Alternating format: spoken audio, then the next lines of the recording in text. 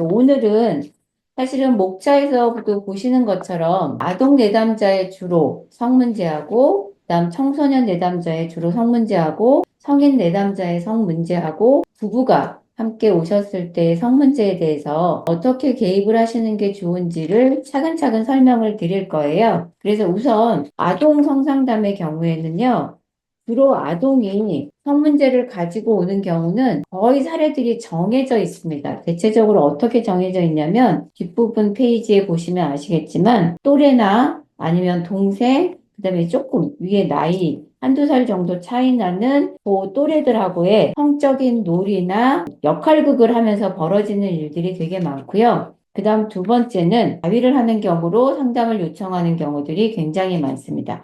특히 자위의 경우는요, 일부 아동들의 경우에는 이게 이미 패턴으로, 루틴으로 잡힌 경우들이 꽤 있어요. 대표적인 게 잠자기 전에 꼭 자위를 해야지만 잠이 오거나 아니면 학교 같은, 학원 같은 세팅에서 불안감이 높아질 때 자위를 하거나 하는 행동들이 있고요. 그 다음 세 번째는 음란물에 노출되는 경우들이 굉장히 많습니다. 지난번에도 잠깐 설명드린 것처럼 요새는 아동들이 음란물에 노출되는 경우들이 굉장히 많아서 그 문제로 상담을 요청하는 경우들이 굉장히 많고, 그 다음 네 번째는 아동인데 성폭력이나 성과 관련된 트라우마를 경험을 하고 내원을 하는 경우들이 있어요. 그래서 이때 상담을 하실 때 가장 주의하셔야 되는 건 뭐냐면 아동의 발달 단계에 대해서 이해를 하셔야 됩니다. 저희가 대부분 부모님하고 아동이 같이 오면 부모님들이 말씀하시는 게 뭐냐면 내 아이가 가지고 있는 성 문제에 대해서 너무 병리적으로 이상하게 바라보시는 부분들이 굉장히 많으세요. 그래서 성인이 가지고 있는 성에 대한 인식을 가지고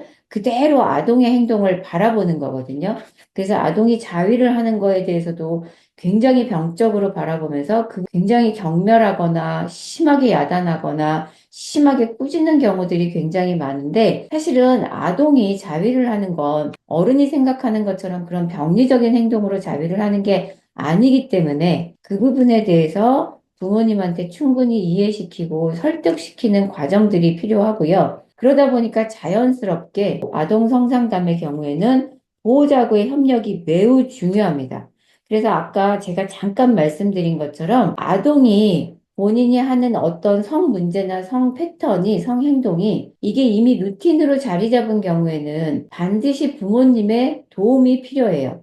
예를 들면 잠자기 전에 반드시 꼭 자위를 해야지만 잠을 자는 아동들이 있습니다. 특히 이 경우는요, 의외로 남학생들보다 여학생인 여아들이 이런 행동을 많이 하거든요. 그래서 자기 전에 인형을 사타구니 사이에 끼워 넣고 비빈다든지 아니면 엎드려서 몸에 다리에 막 힘을 주면서 다리를 꼰다든지 하는 행동들을 많이 해요. 그럼 이럴 때 부모님이 그 루틴이 잡히지 않도록 그때 다른 활동들을 끼워 넣어 주셔야 돼요. 예를 들면 엄마하고 자기 전에 스킨십을 하거나 어떤 마사지를 하거나 조금 약간 땀이 날 정도의 그런 신체 활동을 하거나 아빠하고 뭔가 신체 활동을 하거나 아니면 엄마가 아동을 잡고 책을 읽어주거나 뭐 동화를 들려주거나 하는 아동의 그 성행동을 반복하는 루틴을 이거 부모님이 끊어주셔야 되거든요. 그래서 이럴 경우에는 반드시 부모님한테 협조를 요청하고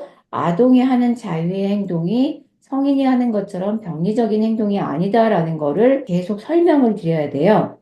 또 아동의 경우에는요, 일정한 행동을 반복하는 경우가 대부분 본인이 경험을 한 경우에 내가 경험한 걸 그대로 다른 사람한테 하는 경우들이 많습니다. 한 예로 그 자매가 상담을 왔는데요. 동생이 화장실에서 사촌 오빠하고 사촌 동생하고 같이 화장실에 들어갔다가 둘이 나란히 화장실에서 나오는 걸 이 언니가 관찰을 했어요. 그래서 동생한테 너 화장실에서 뭐 했니? 라고 물어보니까 동생이 오빠하고 역할놀이를 했어 라고 얘기를 한 거예요. 그래서 엄마가 동생한테 어떻게 된 건지를 자세히 물어보니까 화장실에서 둘이 바지를 내리고 서로 성기를 보여주고 서로의 성기를 만지는 놀이를 한 거예요. 근데 그 동생이 5세의 아동이었거든요. 그래서 이제 그 부분을 사촌 오빠다 보니까 신우이한테 얘기를 하고 그 부분에 대해서 신우이 아들이 왜 이런 행동을 하게 됐는지를 보니까 이 아들 역시 다른 형한테서 똑같은 행동을 받은 거예요.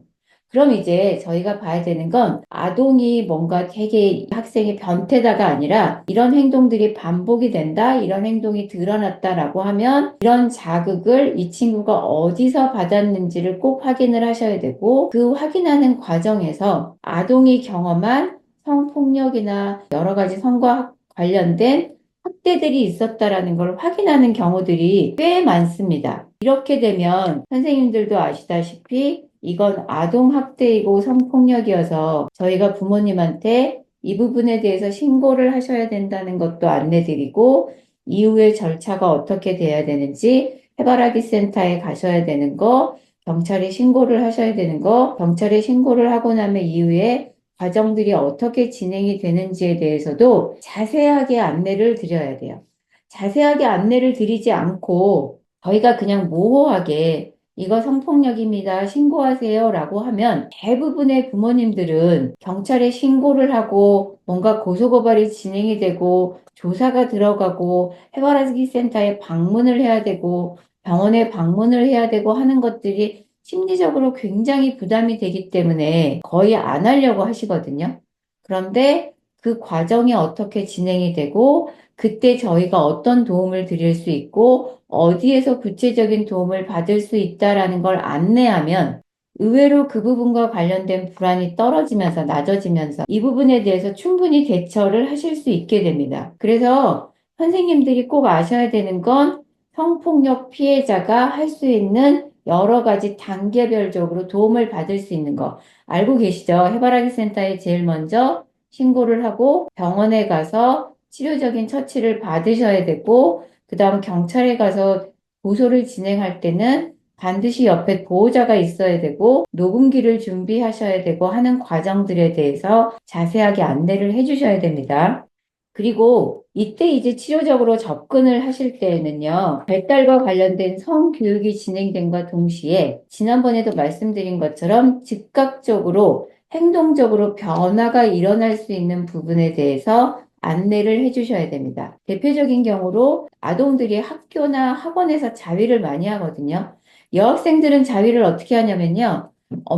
여아들은 엄마가 성기 부분에 다리 사이에 손을 넣지 말라는 얘기는 집에서 많이 들으니까 그 다음 아동들이 하는 자위의 방법은요. 의자에 앉을 때 학교나 학원에서 의자에 앉을 때 다리 하나를 이렇게 접습니다. 접어서 사타구니 사이에 본인의 발 뒤꿈치가 가게 일부러 앉죠. 그렇게 앉고 엉덩이를 들썩거리거나 몸을 위아래로 움직이면서 본인의 성기를 계속 자극하는 행동들을 하거든요. 그래서 누가 봐도 이 친구가 다리 하나를 올리고 이렇게 계속 움직이면 그건 자위를 하고 있는 행동이에요. 그러면 본인은 이게 성기에 손이 안 가서 내 자위 행위를 주변에서 모른다라고 생각하는데 전혀 그렇지 않고 티가 나기 때문에 이 부분에 대해서 아동한테 공공장소에서 남들이 있을 때 다른 사람과 함께 사용하는 장소에서 자위를 하면 안 된다라는 걸 알려주시는데 아동의 경우에는요, 교육을 하실 때 반드시 꼭 체크하셔야 되는 건 염두에 두셔야 되는 건 모호하게 알려주시면 절대 안 됩니다. 이게 왜냐면요, 아동들의 경우에는 제가 이제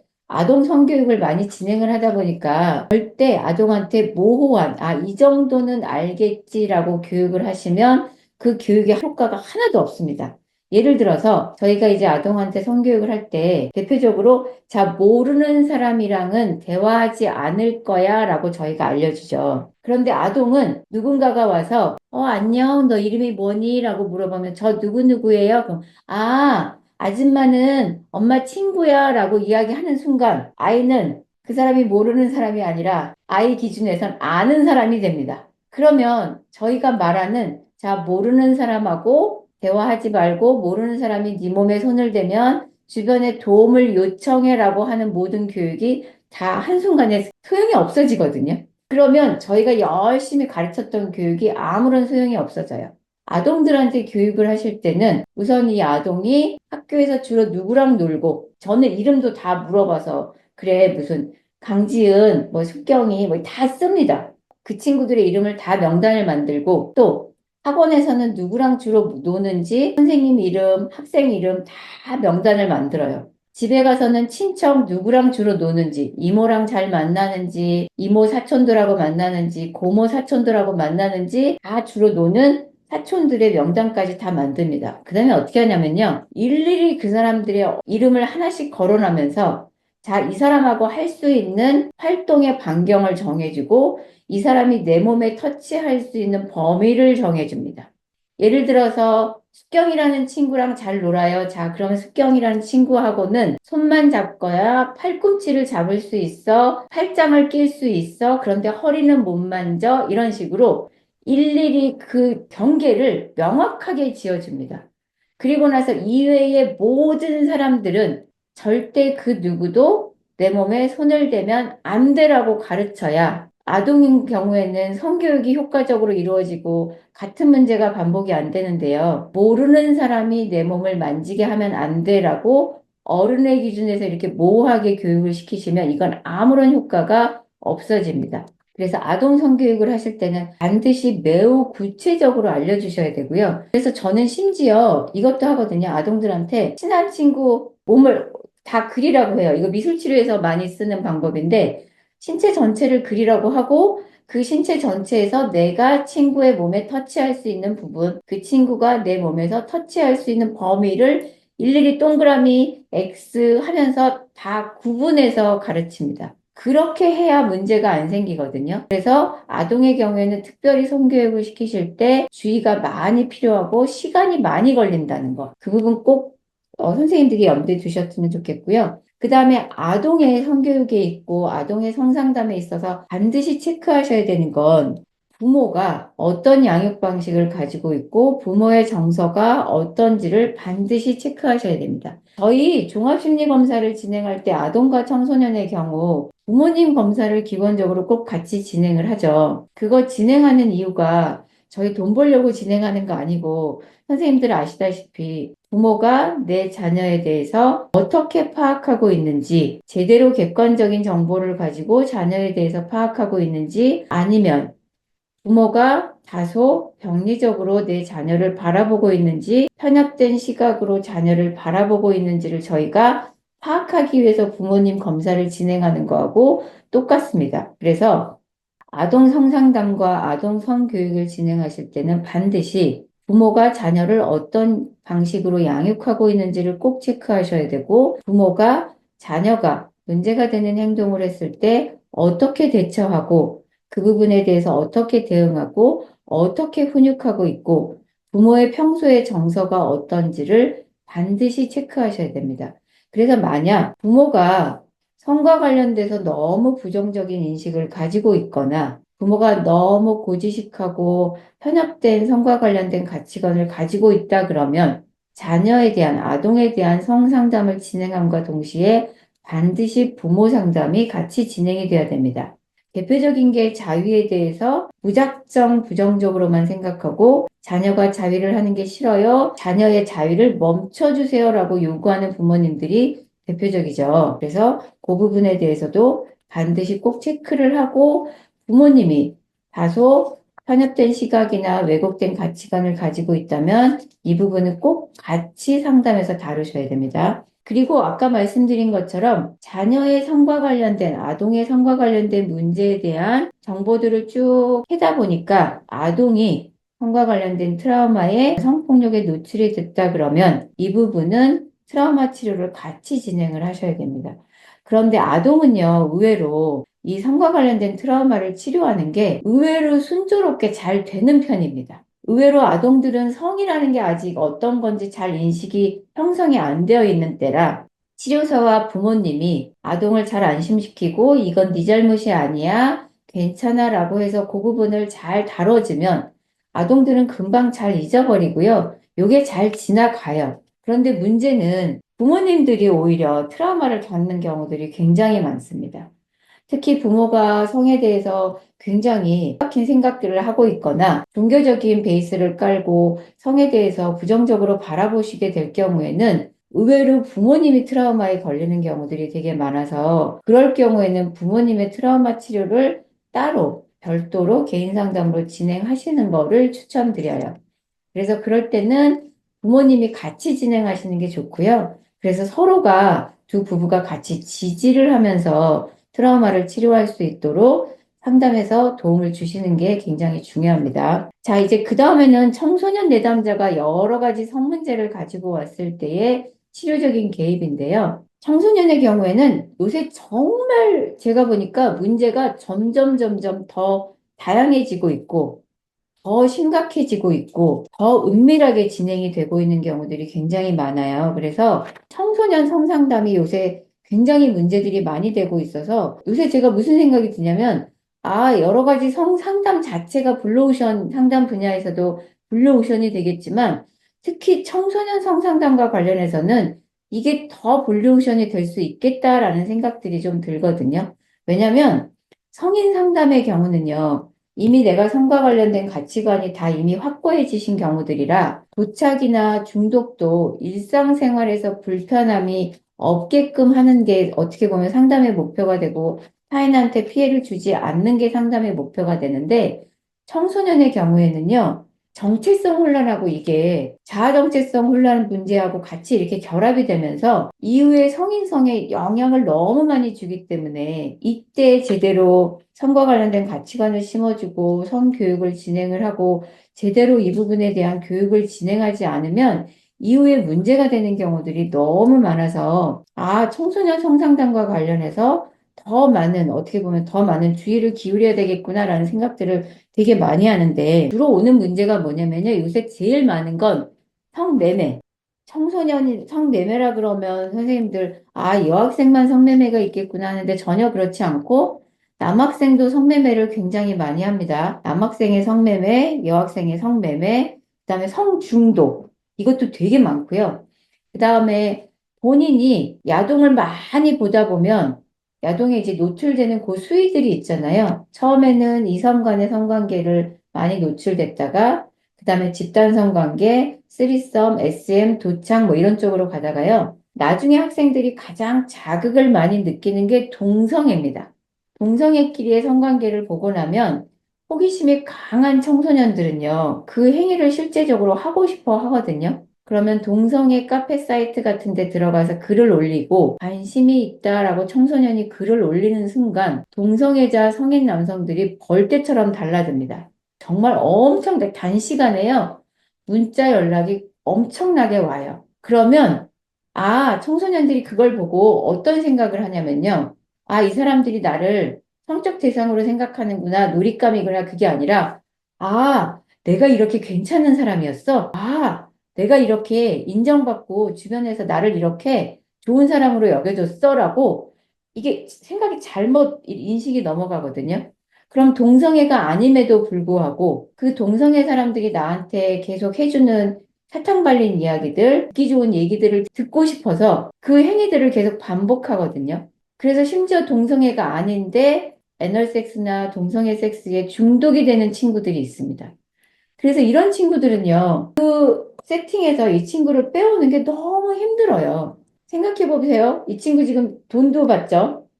상대방이 나한테 너무 예쁘다 그러고 네가 최고다라고 계속 추켜 세워주죠. 그리고 내가 그걸 했을 때 쾌락도 크죠. 그러면 여기서 지난번에 제가 설명드린 것처럼 성관계를 하는 여러 가지 이유 중에 벌써 두 가지가 충족이 되죠. 쾌락하고 상대방을 통해서 내가 만족감을 얻는 것. 그 두 가지가 이렇게 충족이 되면요. 거기서 빠져나오는 게 너무 힘들어지거든요. 그래서 청소년들이 이렇게 문제가 심각해지기 전에 사실은 부모님이 사실은 자녀에 대해서 계속 끊임없이 관심을 가지고 이 부분에 대해서 계속 체크하고 점검하는 과정들이 필요한데 의외로 부모님들이 청소년을 관리 감독하는 거 굉장히 힘들어 하세요. 그리고 조금 하시다가 선생님 저 지쳐서 못하겠어요 라고 하는 경우들이 되게 많거든요. 그래서 치료사가 처음에 이 부분에 대해서 접근을 하실 때요. 부모님과 치료사의 위치를 적절하게 유지하시는 것이 굉장히 중요합니다. 그래서 부모님이 하셔야 되는 역할이 있고 치료사가 해야 되는 역할이 있어요. 그런데 마치 치료사가 부모님처럼 너무 과하게 많은 것들을 통제하잖아요. 그러면 청소년 내담자가 갑자기 입을 딱 다물기 시작을 합니다. 선생님들 아시다시피 그리고 이제 학생들이 하는 얘기가 있죠. 선생님이 꼭 우리 엄마 같아요. 그래서 나 별로 얘기하고 싶지 않아요. 그럼 이제 상담이 굉장히 힘들어지거든요. 그래서 청소년 상담의 경우 반드시 조심하셔야 되는 건 저희가 부모님이 궁금해한다 그래서 청소년 내담자하고 했던 얘기를 다 오픈하시는 것도 안 되고, 그래서 비밀 보장도 어느 정도 가지고 가셔야 되고, 부모님한테 오픈을 해야 되는 정보와 오픈을 하지 말아야 되는 정보에 대해서 정확하게 기준을 정하셔야 되고, 저 같은 경우는 그 기준을 어떻게 정하냐면요. 내 청소년 내담자의 안전과 관련된 부분은 무조건 오픈해서 부모님이 그 부분을 치료사하고 같이 협조할 수 있도록 부모님한테 도와주십사라고 대놓고 얘기를 하고요. 자녀의 안전과 관련되지 않은 부분은 비밀 유지를 해주고, 사실은 부모님이 그 부분에 과도하게 개입을 하신다라고 하면 오히려 부모님한테 이 부분은 그냥 자녀한테 선택할 수 있도록 기회를 주십시오라고 얘기를 합니다. 그래야 이 친구들이 아, 치료사 선생님하고 엄마하고 다르네라고 하면서 상담의 믿음을 가지고 이 세팅에 계속 상담을 하는데, 그렇지 않으면 엄마가 꼭 치료사 같고 치료사가 꼭 엄마 같으면 절대 오지 않거든요. 한 예로 어떤 일이 있었냐면요. 지금 제가 상담을 하고 있는 케이스이기도 한데, 두 분 부모님이 목사십니다. 그러니까 이제 엄마는 목사가 아니고 아빠가 목사신데요. 처음에 세팅에 오실 때부터 제가 이분 종교에 계시겠다라고 확인이 가능할 정도로 너무 스탠다드하게 옷을 목폴라까지 딱 채워서 칼라까지 마지막 단추까지 꽉 채워서 오시고, 항상 그레이 컬러로 전반적으로 다 옷을 맞춰 입고 오세요. 그래서 제가 보고 이분 아무래도 종교계에 계실 것 같은데 라고 생각이 들어서 부모님한테 나중에 혹시 죄송한데 직업을 여쭤봐도 되겠습니까? 라고 했더니 아버님이 목사시더라고요. 그리고 어머님이, 그걸 저희가 사모라고 부르죠. 어머님의 친정 부모님이 또 목사님이십니다. 그러니까 이 집안 대대로가 목사 집안이고 딸이 또 목사하고 결혼을 한 케이스예요. 그러다 보니까 이 자녀가 가장 크게 가지고 있는 게 뭐냐면, 다른 사람들한테 비춰지는 나의 모습에 대해서 엄청나게 신경을 써요. 그런데 문제는 이 친구는 성과 관련돼서 야동도 엄청나게 많이 받고 성과 관련된 호기심이 엄청나게 많아요. 더군다나 도착이 있어서 애니메이션 의상을 입고 코스프레 의상을 입으면서 애널자위를 하는 게 이 친구의 자위 방법이었어요. 근데 저는 솔직히 거기까지는 오케이거든요. 어떤 의상을 입고 본인이 애널자위를 하건 뭐 다른 자위를 하건 그건 전혀 문제가 안 되는데, 문제가 되는 게 뭐냐면 이 친구가 이 행위를 거실에서 한다는 거예요. 그것도 부모님이 침실방에서 주무시고 계실 때 밤에. 이건 너무 위험하죠. 그러면 제가 이 친구한테 얘기하는 건, 그래, 네가 흥분을 하기 위해서 쾌락을 얻기 위해서 코스프레 의상을 입고 자위를 하는 건 네 방법, 그건 선생님이 존중해 주는데, 야, 장소가 너무 위험하다. 그리고 애너를 할 때의 방법이 너무 위험하다. 그러면 우리 방법을 좀 바꾸고 장소를 바꾸자라고 이야기를 하고, 부모님한테는 이 부분에 대해서 자녀가 어떤 행동을 하고 애너를 할 때 어떤 기구를 사용하는지는 굳이 오픈하지 않습니다. 그래야 자녀가 이 세팅에 들어와서 저한테 솔직하게 선생님 어떤 부분은 제가 불편하고요. 제가 이 행위를 하는 이유는 어떻고요? 라고 얘기를 하는데, 그렇지 않고 부모님이 요구하는 모든 조건, 자유도 안 했으면 좋겠고요. 코스프레 옷도 안 입었으면 좋겠고요. 얘가 되게 누구한테나 다, 누가 보기에도 다 굉장히 공부 잘하고 성실한 학생이 되기를 원해요. 이러면 상담이 이루어지지 않거든요. 근데 이 친구가 부모님의 그 스탠다드한 모습을 맨날 보고 자라서 부모님한테는 일체 자기 얘기를 하나도 안 합니다. 이 친구 일이 딱 터지자마자 부모님이 이 친구 카메라 그 핸드폰 사진을 보고 알게 됐는데, 이 일이 딱 터지자마자 부모님이 제일 먼저 한 게 뭐냐면요. 기숙학교에 애를 전학시켜 버렸어요. 제가 그 기숙학교에 넣지 말라고 그렇게 말씀을 드렸거든요. 근데 아이가 집에 외출을 일주일에 한 번씩 외출을 하고 돌아올 때면 학교에서 너무너무 잘 지냈고 친구들이랑 잘 지냈고, 엄마 이 학교가 나는 너무 좋아요, 선생님도 너무 잘해주시고요 라고 한대요. 근데 아이는 세팅에 들어오면 선생님 나 학교 가기 싫어요, 나는 혼자 있고 싶은데 맨날 뭐든지 다 같이 해야 돼요, 아무도 나를 혼자 내버려 두지 않아요, 나는 이 학교가 너무 싫어요 라고 얘기해요. 그러면 상담자인 제가 해야 되는 역할은 이 친구가 지금 느끼고 있는 정서에 대해서 부모님한테 계속 안전한 방법으로 전달하는 거예요. 그리고 사실은 부모님이 자녀의 어떤 부분을 읽어주셔야 되고 어떤 부분을 공감해 주셔야 되는지를 그 중재자 역할을 하는 거지, 자녀가 상담 세팅에 들어와서 하는 이야기를 모조리 다 오픈하고 부모님한테 이렇게 얘가 지금 이 행동을 하고 있으니 이 부분을 이렇게 하셔야 됩니다라고 정보를 알려드리는 건 상담이 아니거든요. 그래서 청소년 상담의 경우에는 반드시 부모님과 내담자, 청소년 내담자의 사이에서 꼭 거리감을 유지하셔야 되는 거는 꼭 그 기억을 하셔야 됩니다.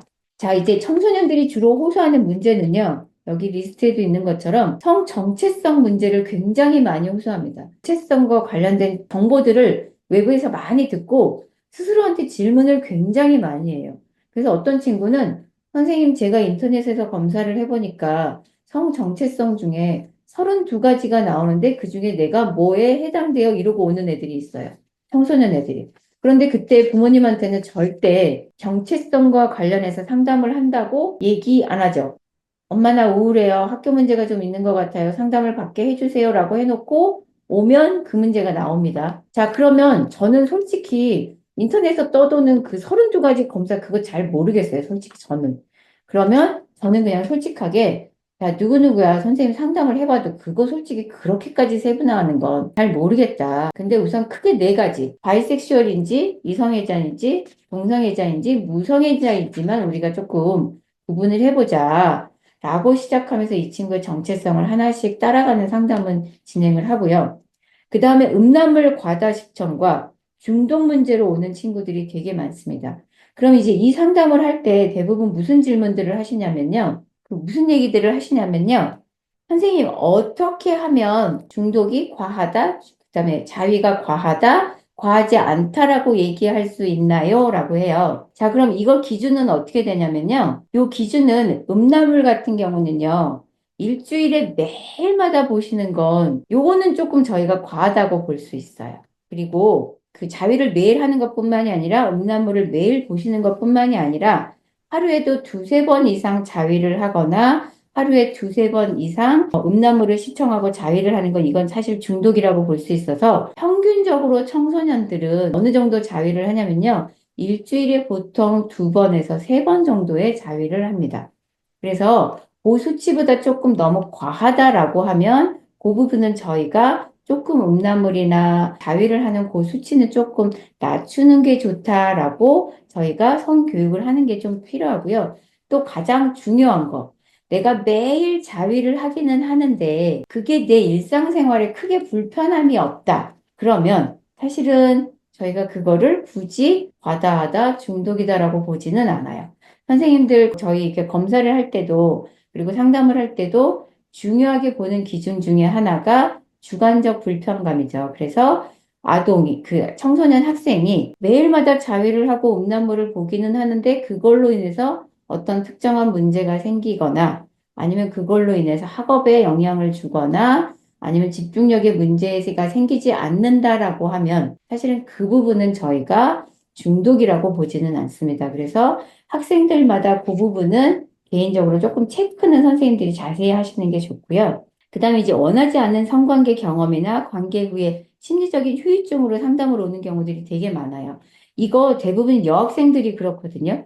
그리고 요새는 남학생들 중에서도 나는 별로 스킨십을 원하지 않은데 여자친구가 스킨십을 원해서 어쩔 수 없이 성관계를 하는 남학생들도 꽤 있습니다. 자, 그럼 이럴 때 저희가 가르쳐야 되는 건 안정과 동의에 대해서 반드시 설명을 해줘야 돼요. 동의하고 관련된 설명을 하실 때 가장 적절한 영상은요. 유튜브에 보시면 티 컨센트라고 치시면 차를 마시는 과정을 섹스에 비유한 그 영상이 있습니다. 그게 영국에서 만든 교육 자료인데요. 이게 굉장히 교육에 효과가 높거든요. 그래서 그 링크를 공유를 해드릴 텐데 유튜브에서 그 티 컨센트라는 영상을 보시면 학생들한테 이건 또 성인한테도 설명하기 굉장히 좋거든요. 성인들한테도 사실은 안정과 동의에 대해서 설명하는 데 매우 적절하고요.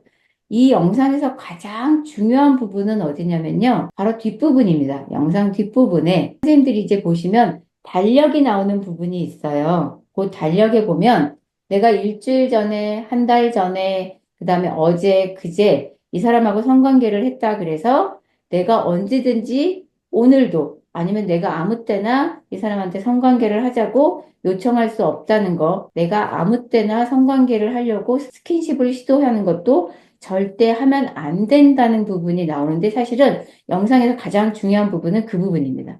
왜 저희가 통상적으로 가지고 있는 생각이 어떤 거냐면요. 아, 나 이 사람하고 파트너야. 우리 한번 성관계 했지. 그럼 언제든지 나는 이 사람하고 편하게 성관계를 할 수 있다라고 생각하는 부분이에요. 그게 바로 성과 관련돼서 저희가 가지고 있는 가장 잘못된, 왜곡된 인식 중에 하나인데, 선생님들도 아시겠지만, 부부 사이에도 간간이 존재합니다. 이거 저희 법적으로도 보호받고 있는 사항이죠. 이 얘기는 아무리 이전에 그리고 나랑 고정 파트너에서 성관계를 계속 했다라고 하더라도 반드시 성관계를 할 때는 상대방한테 동의를 구해야 한다라는 거에 대해서 교육을 해주시는 게 중요하고요. 또 두 번째는 이성과 동성 교제에서의 성적 문제와 갈등 문제입니다. 이 부분은요, 지난 시간에 조은미 선생님께서 질문을 해주시기도 하신 건데, 첫 번째 시간이었죠. 왜 집단 자위를 하는 남학생들이 이거 되게 잘하거든요.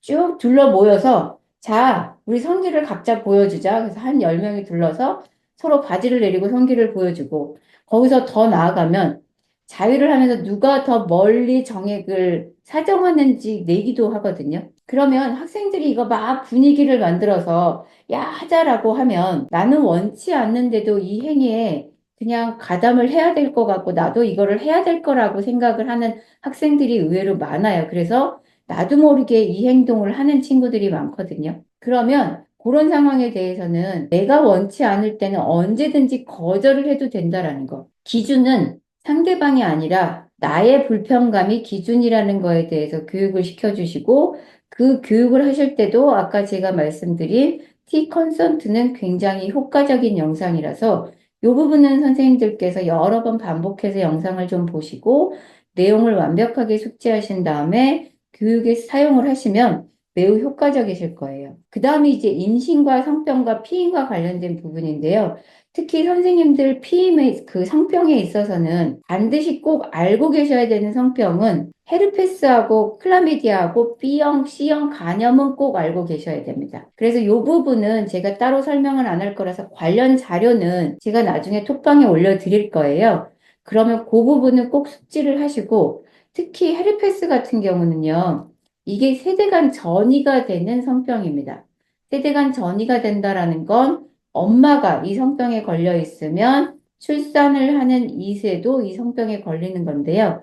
헤르페스는 성관계를 통해서 옮게 되는 병인데 헤르페스는 많은 학생들이 잘못 알고 있는 것 중에 뭐가 있냐면 1형과 2형이 있습니다.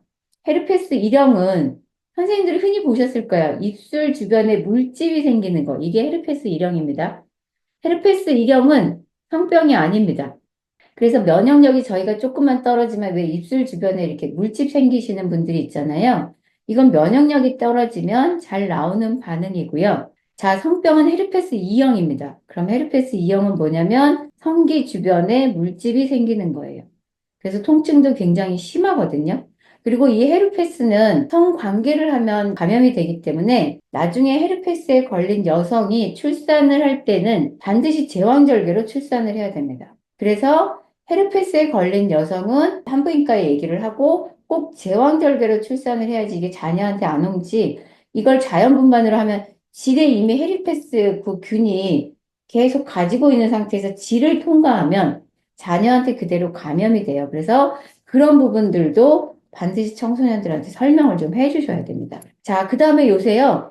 청소년 성도착이 굉장히 심해지고 있어요. 요새 청소년 성도착으로 상담을 오는 케이스들이 굉장히 많은데 한 예로 어떤 거냐면요. 남학생이 상담을 왔는데요. 이 남학생이 화장실에서 옆칸에 있는 남학생의 사진을 찍다가 걸렸어요.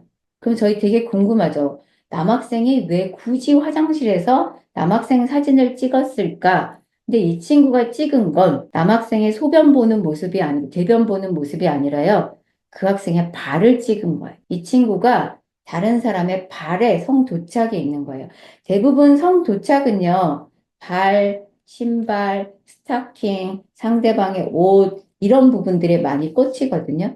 그래서 촬영을 하다가 불법 촬영으로 걸려서 상담을 받다 보니까 이 친구가 촬영을 한 이유는 성과 관련된 호기심이나 이성에 대한 호기심이 아니라 성도착이 원인이었어요. 그러면 저희가 이 부분을 성충동으로 인해서 이 친구가 문제 행동을 했구나가 아니라 이 친구의 성도착을 치료를 해야 이 문제가 없어지는 거죠. 그러면 하면 안 되는 행동에 대한 성교육과 성상담을 진행함과 동시에 성도착과 관련된 상담을 진행해야 이 상담이 효과가 있는 거죠. 그래서 성과 관련된 문제 행동이 나타나면 반드시 그 부분과 관련해서 이 행동이 왜 나타났게 됐고 이 행동을 하게 된 원인에 대해서는 꼭 찾아보셔야 되고 그 부분을 상담 안에서 같이 다루셔야 됩니다. 자, 이제 그 다음에는 디지털 성중독인데요. 요새 이 부분은 언론에서도 그렇고 아마 선생님들도 상담을 요거는 많이 하실 것 같아요. 워낙에 요새 문제가 많이 돼서 아마 모르시는 분들이 없을 텐데 남학생들도 성매매를 많이 하고 그래서 성적 만남을 많이 하고 여학생들도 돈을 목적으로 성매매들을 많이 하고요. 또 사진이나 영상을 전송하는 거는 학생들이 굉장히 흔하게 아무렇지도 않게 하고 있는 거고 딥페이크도 작년 6월부터 지금 큰 이슈가 돼서 문제가 많이 되고 있고 지인 능력 같은 경우는 한 4년 전에 이게 학생들 사이에서 마치 놀이처럼 유행이 돼서 문제가 돼서 상담을 많이 받았던 케이스예요. 그래서 그 부분들에 대해서 일일이 상담을 해주실 때는 반드시 딥페이크의 위험성, 지인 능력의 위험성, 그리고 내 사진을 누군가한테 보내고 내가 누군가한테 사진을 받는 건 통신매매 이용 음란죄에 걸리는 거, 디지털 성폭력인 거, 법적인 제재를 받을 수 있다라는 거, 이 부분을 다 같이 상담해서 다뤄주셔야 됩니다. 그래서 이때 청소년 내담자들이 가지고 온 성문제에 대해서 치료적으로 접근을 하실 때는요, 제일 먼저 하셔야 되는 건 행동을 먼저 교정하셔야 되는 거. 그래서 제가 말씀드린 것처럼 그 행동을 당장 멈출 수 있는 여러 가지 개입법들을 알려주셔야 되는 거. 그리고 이 개입법에 대해서는 이 부분은요, 저는 반드시 부모님한테 알려드립니다. 그래서 부모님이 그 부분을 같이 협조해서 그 행동을 통제할 수 있도록 합니다. 예를 들어 어떤 게 있냐면요. 촬영을 조차를 해서 오거나 다른 친구의 촬영을 해서 온 친구라면요. 저는 부모님한테 상담 초기에 제일 먼저 어떤 얘기를 하냐면 자녀가 사용하고 있는 핸드폰 카메라를 부수라고 말씀을 드립니다. 이 행동이 우선 당장 멈춰지겠죠. 우선 이 친구는 촬영을 하고 싶은 욕구가 있는데 행동적으로 통제가 안 된 상태에서 상담을 진행하는 건 별로 효과가 없습니다. 그러면 문제 행동을 당장 멈추게 우선 하고 그 다음에 이 친구가 왜 이렇게 충동성을 조절 못하는지 왜 성과 관련돼서 이렇게 문제가 되는 행동으로 본인 호기심을 해소하려고 하는지 왜 성도착을 이렇게 갖게 된 이유가 뭔지 성도착을 조절할 수 있는 방법을 찾아야 되는데 이거는 시간이 걸리잖아요.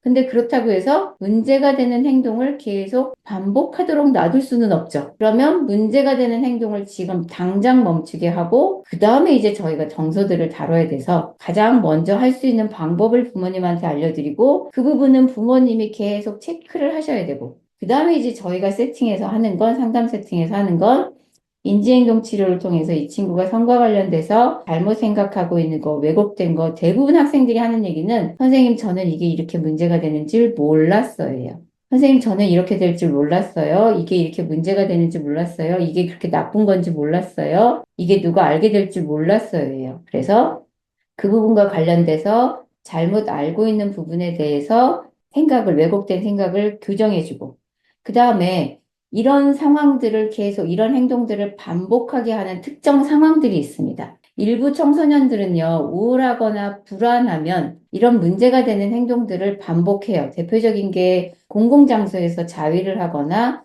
성기를 노출하거나 하는 행동들을 하거든요. 그리고 또 불법 촬영을 하는 경우도 우울이나 불안이 올라왔을 때 이 행동을 하는 친구들도 많고요.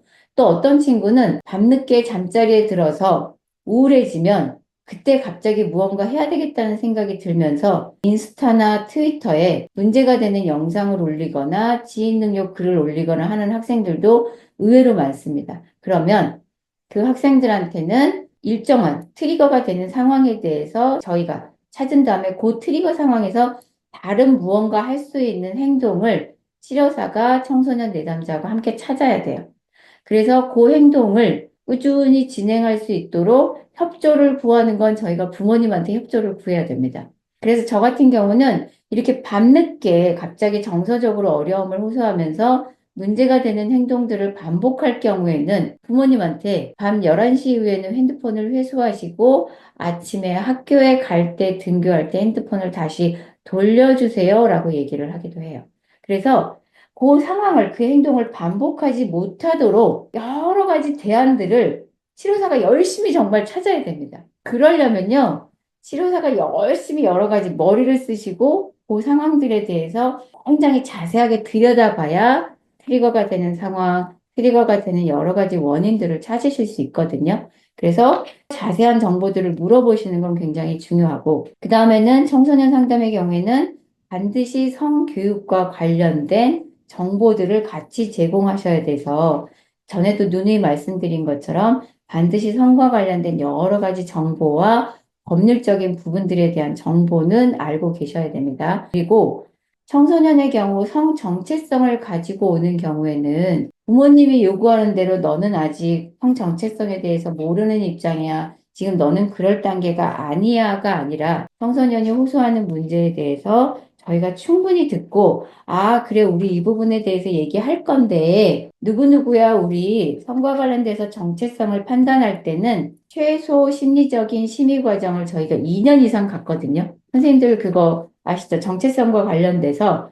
이 사람이 트랜스젠더 성전환 수술을 하는 데 대한 여러 가지 심의를 할 때 심리 기한을 최소 2년으로 두고 있습니다. 그러니까 그 정도로 여러 가지 문제들에 대해서 다루게 되는데 그 부분에 대해서 청소년한테 설명을 하고, 그래서 우리도 최소 2년간은 너가 지금 가지고 있는 성과 관련된 정체성이 어떤 건지 천천히 들여다볼 거야. 그러니 너도 이 부분에 대해서 조금은 인내심을 가지고 천천히 같이 들여다보자라고 하고, 이렇게 천천히 설득하는 과정이 있으셔야 돼요. 그래서 너무 이 부분에 대해서 빨리 결론을 내려고 하시면 그 부분에 대해서 청소년 내담자들이 많이 불편해하니까 그 부분은 참고를 하셨으면 좋겠고, 자, 이제 그 다음이 성인 내담자의 성문제와 치료조기 개입인데요.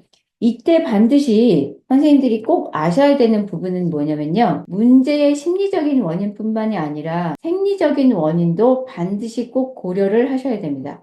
자, 이때 생리적인 원인은 신체적인 원인을 말하는 거기도 한데요. 그거 말고 정말 그 사람이 가지고 있는 생리적인 현상에 대해서도 정보를 알고 계셔야 돼요. 제가 한 예가 어떤 게 있냐면 두 부부가 오셨는데 결혼 생활을 하신 지 거의 8개월이 됐는데도 두 분이 단 한 번도 성관계를 못 하셨어요. 그래서 왜 그런지 물어보니까 사실 남편분은 그 이전에 이성관계도 되게 많이 하시고 조금 성적으로 되게 호기심과 욕구가 많으셔서 굉장히 다양한 이성을 만나면서 성관계를 하셨던 분이거든요. 근데 아내하고 계속 성관계가 안 되는 거예요.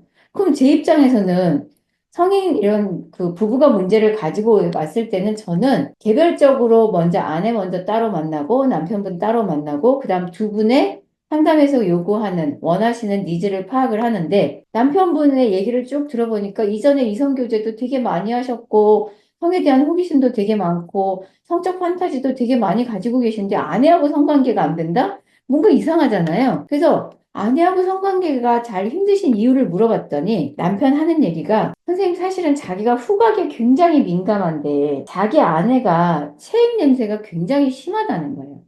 그래서 성관계를 하려고 스킨십을 하다가 아내가 이제 옷을 탈의를 하면 그 체액 냄새가 확 나면 갑자기 모든 성욕이 뚝 떨어진대요. 그래서 아내하고는 이제까지 성관계를 해본 적이 없다는 거예요. 그런데 제가 너무 놀랐던 건 이 정도로 냄새가 나면 남편분 말씀으로는 아내가 스트레스를 많이 받아서 과로를 하고 집에 들어온 날은 집 문을 딱 열자마자 그 냄새가 난대요. 아내의 체액 냄새가. 그래서 갑자기 식욕도 떨어지고 성욕도 확 떨어진대요. 그럼 제가 궁금한 거, 아니 이 정도로 냄새가 심하면 여성분 본인도 알 텐데 이걸 왜 모르지? 근데 더 제가 황당했던 건 이 여성분 직업이 산부인과 의사였어요.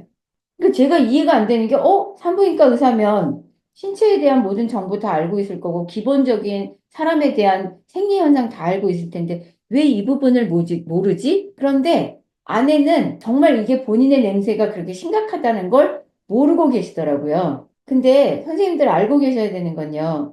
남성의 정액 냄새는 남성이 섭취하는 음식에 따라서 냄새가 조절이 가능합니다. 그래서 남성의 경우에는 견과류나 해바라기 씨 뭐 이런 거를 많이 먹으면요. 냄새가 되게 독해져요. 그런데 여성의 체액 냄새는 여성이 섭취하는 음식과 전혀 상관이 없습니다. 그런데 여성분들 중에 체액의 냄새가 유독 심하신 분들이 있으세요. 왜 저희 화장실 가면 칸에 들어갔는데 갑자기 어떤 냄새가 훅 나는 경우도 있잖아요. 그거 여성의 체액 냄새가 되게 심했거나 앞에 사용했던 여성이 질염이 굉장히 심하신 거예요. 질염증이. 그러면 반드시 가서 질염증을 치료를 하셔야 되고, 질염도 하나도 없고 내가 신체적인 문제가 하나도 없는데 체액 냄새가 그렇게 심하다 그러면 이너 퍼퓸을 쓰셔야 돼요.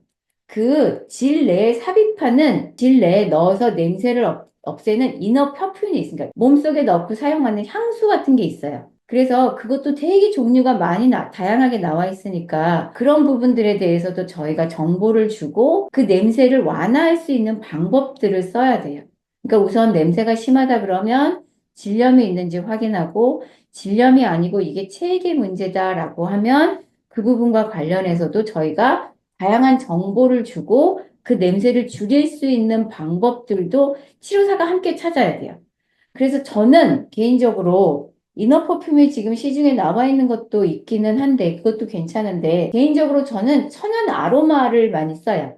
천연 아로마 중에 그런 고 오일을 아침에 나올 때 팬티 속옷에 이렇게 몇 방울 떨어뜨리고 나오면 하루 종일 그 냄새가 안 나면서 이렇게 깨끗하게 유지가 되거든요. 그래서 이런 정보들도 치료사 선생님들께서 알고 계시면 내담자한테 훨씬 많은 정보를 주면서 치료적으로 개입할 수 있는 것들이 되게 많아지거든요. 그래서 그런 부분들도 좀 알고 계셨으면 좋겠어요. 자, 이제 그 다음에는 성인의 성문제의 경우에는 지난번에도 설명드린 것처럼 이게 자존감하고 연결되어 있는 경우가 많고 특히 성인 경우에는 부부간에 남편 간의 파트너하고의 관계에서 이 관계가 문제가 얽혀 있는 경우가 되게 많습니다. 그래서 대부분의 부부가 남편은 부부싸움을 하고 나서 아내가 나하고 성관계를 하면 아내가 기분이 풀렸다고 생각을 하죠. 그러나 여성의 입장에서는 내가 부부싸움을 하고 나서 남편이 나한테 성관계를 요구했을 때 내가 거절을 하면 그것 때문에 남편이랑 또 싸움이 될까봐 또 사이가 어색해질까봐 어쩔 수 없이 부부관계에 응하는데 그리고 나서 오히려 많이 자괴감에 빠지거나 내가 왜 이렇게 행동을 할까라고 하면서 그 부분에 오히려 더 우울해지는 경우들이 있어서 이런 관계가 얽혀 있는 경우에는 성관계를, 부부관계를 하기 전에 그 관계 문제를 명확하게 짚고 상대방한테, 남편한테, 아내한테 이 부분에 대해서 충분히 설명을 해주시는 게 필요합니다. 그리고 과거 경험, 성폭력이나 종교적인 이슈로 인해서 현재 성문제가 계속 지속되는 경우들이 많아요. 지난번 설명드린 것처럼 종교적인 베이스를 가지고 나는 혼전순결을 할 거야 라고 하면서 결혼을 하시고 나서도 남편은 굉장히 성에 대한 호기심을 가지고 부엌에서도 하고 싶고 불을 켜고도 하고 싶고 모텔 가서도 하고 싶고 다양한 장소에서도 하고 싶고 하는데 아내는 종교적으로 스스로 되게 억압을 하시면서 나는 침대에서만 성관계를 해야 되고 다른 데서는 일체 성관계를 거부하게 되는 경우들도 많거든요. 이렇게 될 경우에는 아내한테 사실은 성이라는 거는 두 사람과의 사이에서 합의가 되고 동의가 이루어지면 굉장히 즐거운 행위이고 사실은 세상에서 둘도 없는 쾌락을 경험할 수 있다라는 거. 그래서 둘 간의 합의가 중요하지 종교적인 가치관이나 그리고 그 문제가 지금 둘의 관계에 불편감을 준다면 그 부분에 대해서는 내가 가지고 있는 성과 관련된 기준들을 확장시킬 필요가 있다라는 거는 다뤄주셔야 됩니다. 자, 이제 그 다음에 성인에서 주로 허수아는 문제는요. 남성의 경우에는 발기부전이나 성욕 저하 아니면 과도한 성욕구 때문에 오시는 분들이 있고요. 최근에는 또 어떤 경우가 있었냐면 이렇게 되면 대부분 여성과의 파트너 사이에서만 문제가 될 것 같죠. 그렇지는 않습니다. 동성 간의 관계에서도 선생님 제가 성욕구가 떨어졌어요. 그래서 발기가 잘 안 돼요. 그래서 비아그라를 복용했는데도 관계가 잘 안 돼요 라고 하시면서 동성 간에도 이 문제로 내원을 하시는 경우들이 많습니다. 그러면 내가 지금 저는 동성애 문제는 다루지 않습니다 라고 돌려보낼 수는 없잖아요. 그쵸? 그러면 발기부전이 어떨 때 주로 일어나고 그때 이분의 심리 상태는 어떻고 어떨 때 성욕이 저하되고 일상에서 지금 어떤 스트레스를 경험하고 계시고 그럼 내가 성관계에서 얻고자 하는 원투는 어떤 건지들을 다 섬세하게 체크를 하셔야 됩니다. 여성의 경우에는요, 대부분 성역부진이나 오르가즘 장애로 오시는 경우들이 많고, 여성의 경우에는 과다 성역으로 오시는 분들이 종종 있기는 하신데, 사실 그 경우가 그렇게 많지는 않고요. 과다 성역으로 오시는 경우에는 대부분 이거는 호르몬하고 연결이 되는 경우가 많아서 이 부분은 오히려 산부인과에 가서 호르몬 검사를 하시고 약물 복용을 하시면 나아지는 경우가 굉장히 많습니다. 그리고 이제 성적 트라우마로 인해서 성관계를 회피하는 경우. 이런 경우는 굉장히 많죠. 신문에도 예전에 많이 났었는데 어렸을 때 성폭력을 당한 걸로 인해서 부부관계에 문제가 생겨서 부부관계가 되지 않아서 그걸로 오시는 분들도 되게 많고요. 그래서 이런 부분이 있을 때는 우선 두 분의 그 성관계를 따지기보다는 저희가 치료하기보다는 개인이 가지고 계신 트라우마를 치료하는 게 더 우선적으로 진행이 돼야 되죠. 자, 그 다음에는 관계 내의 성적 불일치인데요. 이거는 상대방이 나한테 원하는 게 서로 다를 경우에도 이 성적 불일치로 인해서 문제가 생기는 경우들이 되게 많습니다. 남성은 요구하는데 여성이 거부하거나 여성은 계속 요구하는데 남성이 거부하는 경우도 이런 성적 욕구가 불일치하는 부분으로 성인들도 많이 상담을 오시고요. 그 다음에는 성도착과 성중독과 디지털 성폭력. 이거는 요새 점점 많이 늘어나고 있는 추세입니다. 그리고 외도 문제로 되게 많이 오세요. 저희가 부부라 그래서 부부 문제만 다루는 게 아니라 부부 안에서 각자 개인이 가지고 있는 이슈들을 먼저 해결을 하셔야 돼요. 그래서 저 같은 경우는 부부가 오면 부부의 문제가 지금 부부 사이에서 관계에서 일어나는 건지 아니면 어느 한쪽이 가지고 있는 개인 이슈로 인해서 부부간에 문제가 생긴 건지를 먼저 들여다보고요. 그때 개인의 이슈로 인해서 관계에 문제가 생긴 거다라고 하면 대부분 그게 외도나 상대방이 가지고 있는 성도착 같은 것들이거든요. 그럼 이 문제가 먼저 해소가 돼야 돼요. 그 문제가 해결이 되지 않으면요. 아무리 관계를 다룬다고 해서 관계가 이루어지지 않습니다. 저희가 뒤에서 지금 설명을 할 건데, 그리고 이제 이 페이지에서도 조금 나오기는 하는데요. 저희가 이 플리스식 모델 같은 경우에도 사실은 허용하고 정보를 제공하고 규칙을 제안하고 그 다음에 심층적으로 치료를 한다라고 하는데 이 안에 세부적으로 들어가 보면 이 부부치료 안에 이게 부부치료에서 가장 많이 이루어지는 치료적인 접근인데 이 세부적으로 안으로 들어가 보면요. 개인의 심층적인 치료를 하지 않고는 이 부부치료는 한계가 분명하게 존재합니다. 감각 집중 치료 같은 경우는 선생님들이 꼭 기억하셔야 되는 건 두 부부 사이에 친밀감이 없으면 이 치료는 아무런 효과가 없습니다. 이 감각 집중 훈련은요. 이거는 어떤 전제를 가지고 있냐면 반드시 두 부부 사이에 애착이 건강하게 형성이 되고 사이가 좋아야 돼요. 그런데 어떤 개인적인 이슈로 예를 들어서 성에 대한 두려움이나 성교통에 대한 공포나 개인적 트라우마로 인해서 관계가 안 이루어지는 분들이 하실 수 있는 치료예요. 그런데 애착이 형성도 안 되고 지금 한쪽이 외도하고 한쪽이 도착 때문에 문제를 가지고 있어서 심리적으로 막 서로 싸우는 상태에서는요, 이 감각 치료가 절대 이루어질 수가 없습니다. 감각 치료를 제가 해봤는데 심지어 사이가 좋으신 두 분이 오셨을 때도요, 여기서 나오는 것처럼 이렇게 네 단계로 단순하게 절대 치료가 되지 않습니다. 제가 해보고 하나도 안 돼서요. 그 다음 제가 사이에 계속 끼워 넣었어요. 그렇지 않으면 이거 이렇게 심플하게 네 단계로 이루어지지 않거든요. 그러면 결국에 저희가 해야 되는 건 뭐냐면 부부 치료라 그래서 계속 부부의 문제만 다루는 게 아니라 각자 개인이 가지고 있는 이슈를 먼저 다루고 그 다음에 부부 치료적인 접근을 해야 돼서 그 다음에 대상 관계도 보고 관계를 들여다보는 그 치료법들이 적용이 돼야 돼서 부부 치료라 그래서 부부만 따로 다루는 게 아니고 그 부분만 계속 다루는 게 아니라 각자 개인이 가지고 있는 문제에 대해서 우선적으로 선행이 돼야 된다라는 건 꼭 기억을 하셨으면 좋겠어요.